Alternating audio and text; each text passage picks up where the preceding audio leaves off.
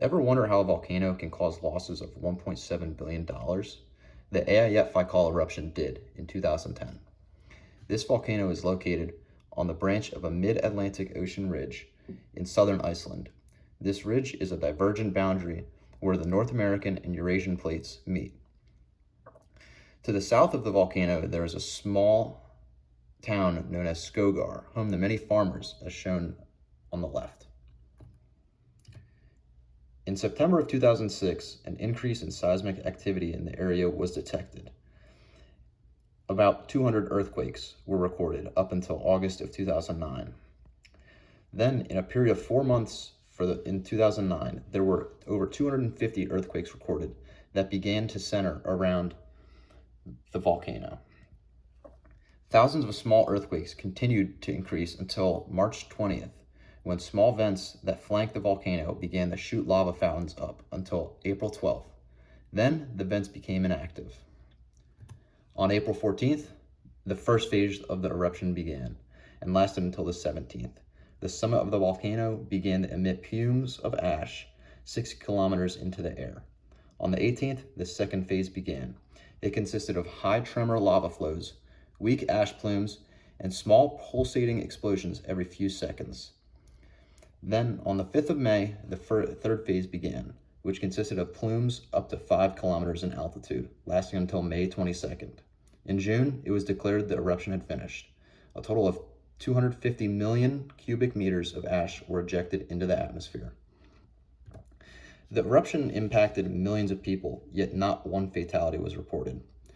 Some lasting respiratory issues have been more frequent in areas that saw ash as those that didn't. According to USGS, over 300 airports were forced to be closed in 24 countries because of the large ash plume. Over 10,000 flights were canceled, affecting around 7 million passengers and resulting in $1.7 billion in lost revenue for airlines. This is a major issue for airlines since the plume affected paths used to travel in the jet stream. The eruption affected many crops and animals in the areas surrounding the volcano. Some sheep that were grazing suffered from fluoride poisoning. A rare phenomena occurred that is known as volcanic lightning. This occurs when static electricity builds up from ejecta colliding with one another. Although the eruption was not large enough to affect the global temperature, it did, however, affect global CO2 emissions. Even though the volcano was emitting CO2, the lack of airline travel led to a total decrease in CO2 emissions throughout the time of the eruption. As seen on the image on the right, the heat was still being emitted all the way until the first snowfall, where snow had melted at the bottom of the crater. The eruption of Eyjafjallajokull in 2010 led to the creation of the International Volcanic Ash Task Force, IVATF, and a new type of ash concentration chart. This task force was formed by the International Civilian Aviation Organization to examine and define hazards in aerospace and manage aviation risks.